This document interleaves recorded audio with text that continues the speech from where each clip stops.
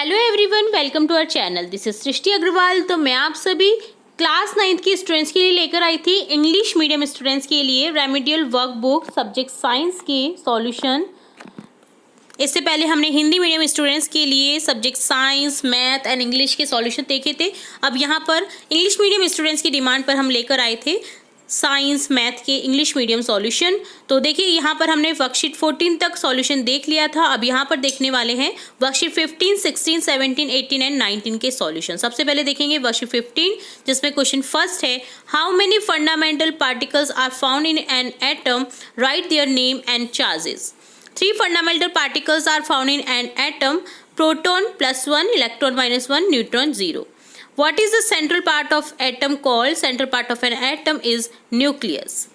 Which particle are present in the nucleus? Right name. The particles present in the nucleus of an atom: protons and neutrons. Explain pictorially the Thomson model.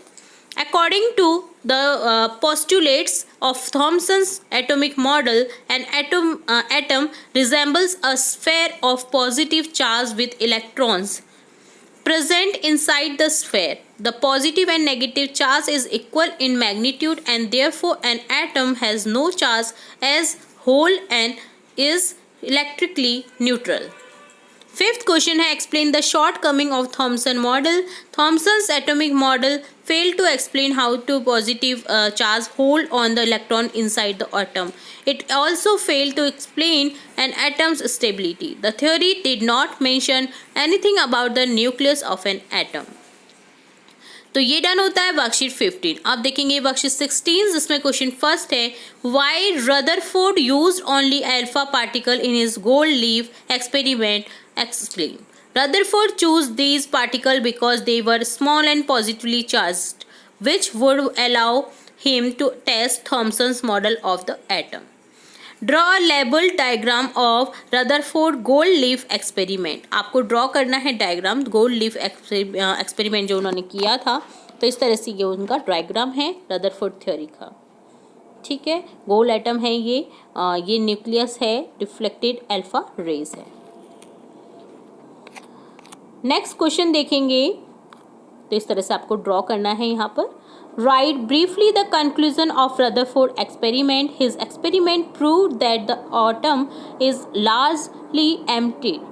क्योंकि alpha raise निकल रहे थे उसमें से, तो उसने proof किया कि जो एटम्स होते हैं उनमें एम्प्टी स्पेस रहता है।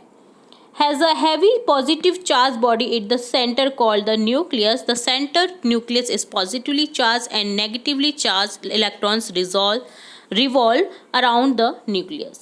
Explain the shortcoming of Rutherford atomic model. His model failed to explain the stability of atom. The arrangement of electron in a circular path was not defined. Fifth question है, draw a diagram showing atomic energy levels. तो यहाँ पर हम इसे diagram में show करेंगे। देखिए इस तरह से ये न्यूक्लियस है, NML शेल्स बताए हैं। देखिए तो इस तरह से आपको ये ड्रॉ करना है, few energy level in an atom. तो इस तरह से ये डन होता है आपका वर्कशीट 16। अब देखेंगे वर्कशीट 17। तो दोनों ही डायग्राम आपको वर्कशीट में ड्रॉ करने हैं। 17 में फर्स्ट क्वेश्चन है, write the name of 3 suitable particles subatomic है ना, write the name of 3 subatomic particles of an atom and their discover। तो यहाँ पर हो जाएगा there are 3 subatomic particles, proton, neutron and electron, and discover के name भी लिख देने हैं आपको।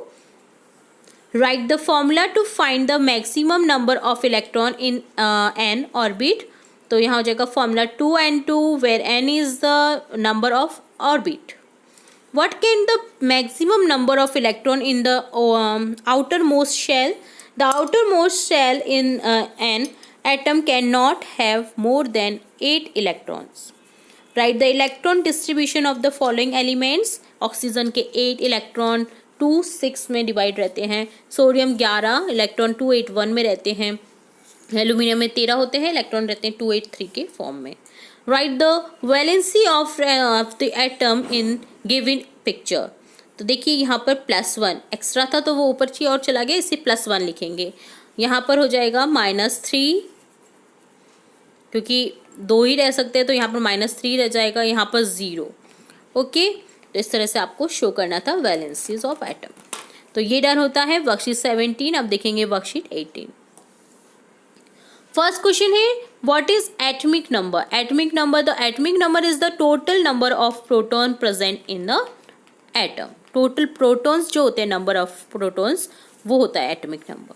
What does the symbol Z represent. The set of all positive and negative integers is denoted by the symbol Z. Define mass number. Mass number refers to the sum of the number of proton and neutron present in the nucleus of an atom. Mass number equal to होता है number of protons plus number of neutrons. Write the symbol to represent element atomic number and mass number. The representation of atoms by using atomic number and mass number is given below. XZA, where X is element, Z is mass number and A is atomic number. Write the value of atomic number and mass number of the following element: 8O16, 6C12, 1H1, 17Cl35। तो यहाँ पर आपको लिख देना है इस तरह से। एटॉमिक नंबर यहाँ पर 8 है, मास नंबर 16 है, एटॉमिक नंबर यहाँ पर 6 है कार्बन में, मास नंबर 12 है, H में एटॉमिक नंबर 1 है, मास नंबर भी 1 है, एटॉमिक नंबर क्लोरीन में देखिए 17 है और मास नंबर है 35। ठीक है, तो इसे डिनोट करना था इस तरह से आपको। तो ये डन होता है वर्कशीट 18। अब देखेंगे वर्कशीट 19। फर्स्ट क्वेश्चन है cobalt isotope is use the treatment of which disease. Treating cancer, cancer को ट्रीट करने के लिए यूज किया जाता है कोबाल्ट को। Explain the difference between isotope and isobar. तो डिफ्रेंशिएशन करना है आपको आइसोबार और आइसोटोप्स में। आइसोबार में लिखेंगे chemicals element which have the same mass, but isotopes में होता है different atomic structure of the same element. Isobars में the atomic masses are equal होता है, एटॉमिक मासेस आर डिफरेंट होता है आइसोटोप्स में। आइसोबार में often the physical property are similar, usually physical property are different होता है आइसोटोप्स में। आइसोबार में atomic number are different, isotope में एटॉमिक नंबर आर सेम होते हैं। Chemical elements are different in isobar, same chemical elements having different mass number in isotopes. तो इस तरह से आपको ये डिफरेंशिएट करना था। नेक्स्ट क्वेश्चन देखेंगे तो यहाँ पर आपको डिफरेंशिएशन लिख देना है। नेक्स्ट क्वेश्चन, थर्ड क्वेश्चन है match the following isotope with their uses. Isotope का यूज करना, आयोडीन का यूज करते हैं in the treatment of goitre, cobalt का in cancer treatment and uranium का as fuel in nuclear reactor. Nuclear reactor में fuel के रूप में यूज किया जाता है। तो ये आइसोटोप्स है। What is total charge of an atom. Atom has no overall charge, atoms always neutral. तो ये डन होता है वर्कशीट 19 का सॉल्यूशन। तो यहाँ हमने देखा वर्कशीट 19, 18, 17, 16 के सॉल्यूशन और 15 के सॉल्यूशन। ठीक है, इससे पहले हमने सॉल्यूशन देख लिए हैं, इसके आगे भी सॉल्यूशन हम जल्द ही देखेंगे इंग्लिश मीडियम के लिए। तो जुड़े रहे इसी तरह हमारे चैनल के साथ। वीडियो को पूरा देखने के लिए धन्यवाद।